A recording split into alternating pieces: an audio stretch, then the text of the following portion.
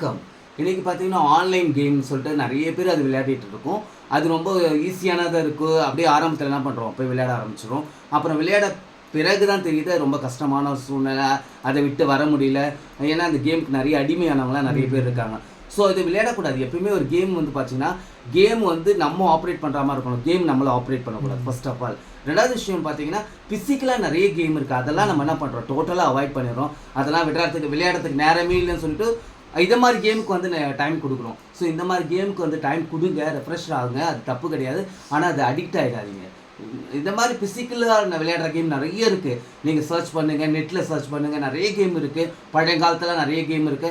அதெல்லாம் ரெஃப்ரெஷ்மென்ட் பண்ணிட்டு, அதுக்கு உயிர் குடுங்க அந்த கேமுக்குலாம். அதெல்லாம் குடுக்கும்போது அடுத்த தலைமுறைக்கு அத ஃபாலோ பண்ணுவாங்க. விளையாடுறதுக்கு நெறைய வாய்ப்பு இருக்கு. ஏன்னா, இப்ப நெறைய கேம் என்னென்ன இருக்கு ரிசர்ச் பண்ணிட்டு இருக்காங்க.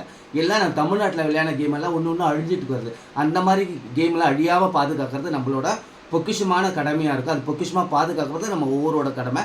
அத நம்ம பாதுகாப்போம். Thank you.